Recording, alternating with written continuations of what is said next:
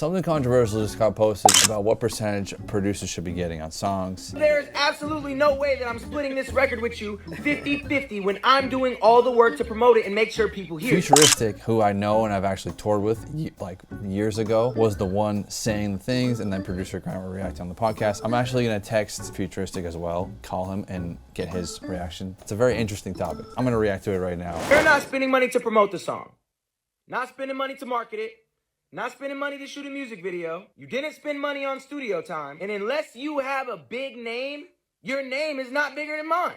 So there's absolutely no way that I'm splitting this record with you 50-50 when I'm doing all the work to promote it and make sure people hear it. What I believe is appropriate for producers, depending on how much work they did, is anywhere between 10 and 20%.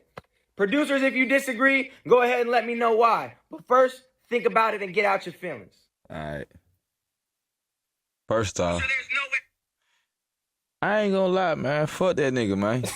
I just gotta, I don't like that. I really don't. I don't really like that, man. I don't like that. Take away the beat, then what you got? Skeleton. But that nigga Bezo shit, I ain't never heard no niggas drop a acapella. Exactly, bro. I ain't never heard nigga drop no acapella record and shit though, bro. That shit go platinum, man. All right, it was a funny reaction. I hate to say it, but I feel like I have to side with Futuristic on this one. And there's so many different scenarios. Beats nowadays are so replaceable. There is a gazillion beats. People are dropping songs every single week. It's kind of like a commodity as of right now. Shout out to freaking throwback to Legion Beats. The reason why I say a beat lease is a commodity is because there's hundreds of thousands of producers trying to sell beats online. And when it comes to promoting a song, I think there's a big difference between the creative part and then the actual song. Like the song is like a product. 50% of actually the song in general is actually creating it. The other 50% is like distributing it and all that. Now that we're dropping music on Copies Collective, I've been dropping music, you see what goes into it. You know, I thought the same way in the past. You have to really calculate what goes into it. Because when you actually start making songs and putting them out, you're like, man, there's so much other stuff that goes into it. If you're just sending beats out to people and you're sitting at home and sending emails, and someone made a fire song around it and they changed stuff up and they changed the intro, you should get a smaller percentage than if you were in the studio with someone changing stuff around. Like if I had someone here and we're changing the beat around and doing stuff, that requires a higher percentage. That's like executive producing. I think the percentage more so goes into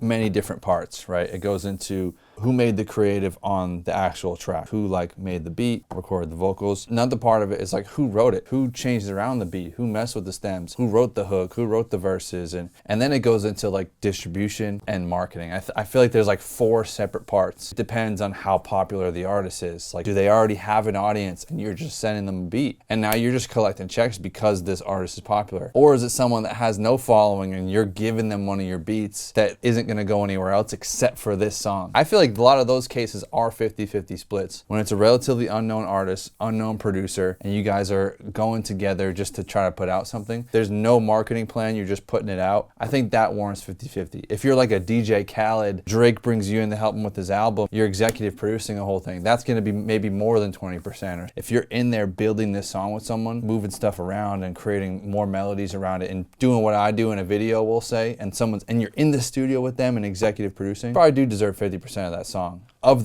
the song. The artists I work with want to drop on their own thing. I'm like, dude, take a bit, don't give me this much percentage, like take more of a percentage. Because guess what? If there's something in that song, there's some legal battle, guess who's dealing with it? The person who's dropping the song. There's no worries, you're out there promoting the whole thing. So yeah, it depends on many different things business-wise. That's where like the weirdness kind of comes in.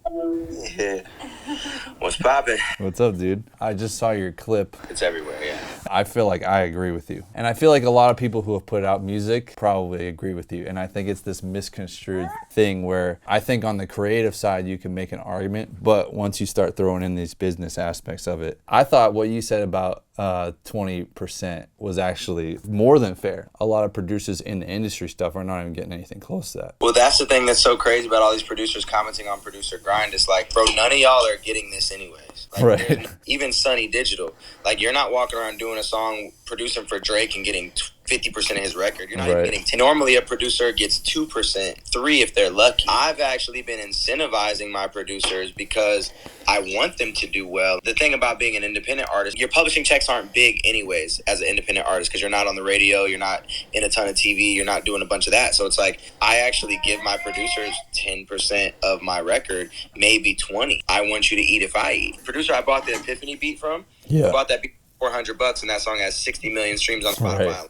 And he chose to take that instead of a percentage. Right. I've done the same thing. There's beats that I sold back in the day for like $100 that got like 5 million streams or something. But like at the time you needed the money. For producers, it's a game of volume. I think in music in general, it's just a game of volume. If you have records where you have 20% on it and have a crazy volume, you could cash out. Every scenario is different. A producer that I would do 50% with, it would be somebody like you or Kato that has a big channel, has a big following, has a big influence to where it's like if we decided we're going to do an EP together and we're going to make everything from scratch and you're going to market it and I'm going to market it. I just feel like stuff like this needs to get talked about more because you're like the first person that's ever said it, even though I've been thinking this for a while. There's a lot of producers that just have like the take everyone down mentality because they kind of just get put in the bottom of the barrel. And then when they finally make it, you know, they sign a pub deal and they're stuck in LA like, you know, chasing placements for nothing, you know. And whereas I'm like fuck it, I'm just gonna drop my own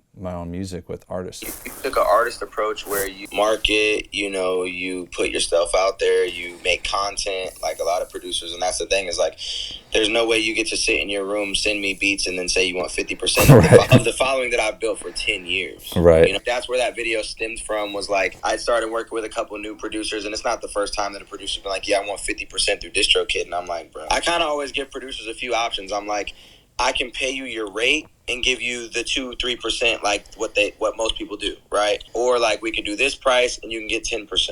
Or you can get no bread up front at all and you can get 15. Before you had a name, what type of deals were you doing? Oh, nothing. I wouldn't get paid or anything.